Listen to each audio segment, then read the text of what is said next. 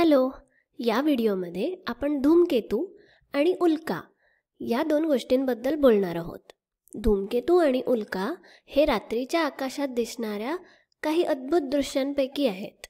जर तुम्ही यापैकी एखादा जरी पाहिला असेल तर तो आयुष्यभर तुमच्या लक्षात राहील. आपण ह्यांचे काही मस्त मस्त व्हिडिओ बघूयाच. तर तुम्ही पण हा व्हिडिओ पाहत राहा. चला तर पहिले आपण धूमकेतूबद्दल अजून समजून घेऊया. धूमकेतू हे खडक, धूळ आणि बर्फाने बनलेले असतात. ते सूर्याभोवती ग्रहांसारखेच फिरतात, पण ते स्वतःचा प्रकाश निर्माण करत नाहीत. त्यांना स्वतःचा प्रकाश नसतो. ग्रहांप्रमाणेच हे पण सूर्याचा प्रकाश परावर्तित करतात आणि म्हणून आपल्याला ते दिसू शकतात. धूमकेतूमध्ये न्यूक्लियस किंवा केंद्र भाग जो असतो तो सर्वाधिक वस्तुमान असलेला भाग असतो आणि हा भाग धूमकेतूच्या सगळ्यात समोर दिसतो आणि सगळ्यात प्रकाशमान सुद्धा दिसतो. आणि मग याच्या मागे, या केंद्र भागाच्या मागे त्या धूमकेतूला असतात शेपट्या. 2 शेपट्या असतात. पहा, अशी ही एक प्रकारची शेपटी आणि ही दुसऱ्या प्रकारची शेपटी. ठीक आहे. ही जी खालची शेपटी आहे ती धुळीने बनलेली असते, तर ती धुळीची शेपटी असते. आणि ही जी वर दिसते ही वायूंनी बनलेली शेपटी असते. पण असा हा धूमकेतू सूर्याभोवती प्रदक्षिणा मारत राहतो. ठीक आहे. आता तुम्ही जर धूमकेतूची कक्षा पाहिली असेल तर ती लंबवर्तुळाकार असते. ठीक आहे. गोल तर नसतेच, पण ग्रहांसारखे छोटे लंबवर्तुळ पण नसतात. हे चित्र पहा. या चित्रात आपण ते बघूच शकतो. इथे धूमकेतूची शेपटी कशी दिसते बरं? धूमकेतूची शेपटी नेहमी सूर्याच्या विरुद्ध दिशेने का असते हे पहा. इथे अशी आपण बघू शकतो. इथे सूर्यापासून दूर जाते.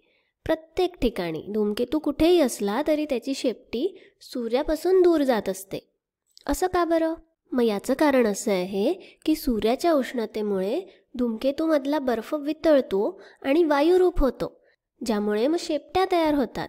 आणि याशिवाय सूर्यामधून येणाऱ्या सौर वाऱ्यांमुळे, त्याला सोलर विंड्स म्हणतात, या शेपट्या सूर्याच्या विरुद्ध दिशेने ढकलल्या जातात. तर या सौर वाऱ्यामुळे किंवा सौर वायूमुळे धूमकेतूची शेपटी सूर्याच्या नेहमी विरुद्ध दिशेला दिसते. हे अगदी झेंड्यासारखं किंवा या वाऱ्याच्या दिशादर्शकासारखंच असतं. आपण याच्याकडे बघून सांगू शकतो की वाऱ्याची दिशा ह्या बाजूनी आहे. तर तसंच आपण धूमकेतूकडे बघून सांगू शकतो की सूर्याची दिशा कुठल्या बाजूला असेल. आता अजून एक महत्त्वाची आणि मजेदार गोष्ट म्हणजे धूमकेतूंची कक्षा खूप मोठी आणि लांबट असते. मग समजा सूर्याच्या जवळ इथे पृथ्वी असेल तर हा धूमकेतू पृथ्वीच्या जवळ फारच कमी वेळ असतो. इतर वेळी तो सूर्याच्या आणि पृथ्वीच्या खूप खूप दूर असल्यामुळे आपल्याला धूमकेतू दिसतच नाही. आणि तसंही इतकी लांब मोठी कक्षा असल्यामुळे त्यांना सूर्याच्या भोवती एक प्रदक्षिणा घालायला सुद्धा खूप खूप वेळ लागतो. उदाहरणार्थ हा पहा हॅलेचा धूमकेतू. हा हॅलेचा धूमकेतू खूप प्रसिद्ध आहे. हजाराहून अधिक वर्षांपासून ह्याच्याबद्दल लिहिलं गेलेलं आहे. पण हा धूमकेतू 76 वर्षांनी एकदा दिसतो. तो याआधी 1910 मध्ये दिसला होता, त्यानंतर 1986 मध्ये दिसला आणि मग यानंतर तो 2062 मध्ये दिसणार आहे. तर म्हणजे हॅलेच्या धूमकेतूला सूर्याजवळ येण्यासाठी 76 वर्षे लागतात.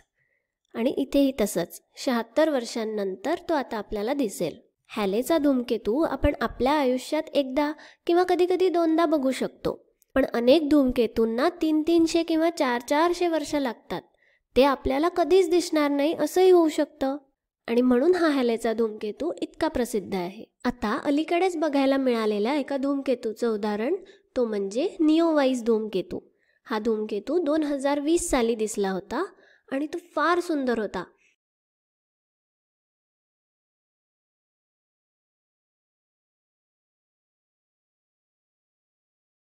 किती सुंदर आहे ना? चला तर मग आता पुढच्या विषयाकडे वळूया आणि तो म्हणजे उल्का. यांना आपण पडता किंवा तुटता तारा सुद्धा म्हणतो. या प्रकाशाच्या रेषा दिसतात मध्येच, या उल्का आहेत. तुम्ही हे पाहिले असू शकतात. हे आपल्यापासून खूप दूर वगैरे बाहेर अंतराळात नसतात. हे आपल्या खूपच जवळ असतात. आपल्या सूर्यमालेत पृथ्वीजवळ अनेक खडक किंवा दगड आहेत. जेव्हा हे खडक पृथ्वीच्या वातावरणात येतात तेव्हा वातावरणातील घर्षणामुळे ते जळू लागतात.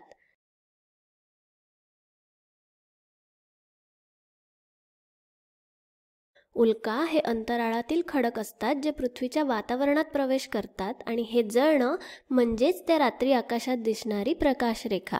मग आता पृथ्वीच्या वातावरणात पडणारे हे खडक जर खूप मोठे असतील तर ते पूर्णपणे जळून जाऊ शकत नाही आणि कधीकधी ते जमिनीवर पडतात. त्यांना अश्नी म्हणतात. अशा प्रकारे हे जर जमिनीवर पडले तर त्यामुळे असे मोठे मोठे खड्डे पडतात. पण मग आता तुम्ही म्हणाल की हे खड्डे जर उल्कापातामुळे झाले आहेत तर मग तो खडक कुठे आहे? तर असं होतं की तो खडक पडल्यानंतरही जळत राहतो आणि पूर्णपणे जळून जातो आणि मागे उरतो तो फक्त खड्डा. असा उल्कापातामुळे तयार झालेला एक सरोवर जो आपल्याला सगळ्यांना माहिती आहे ते म्हणजे लोणारचं सरोवर.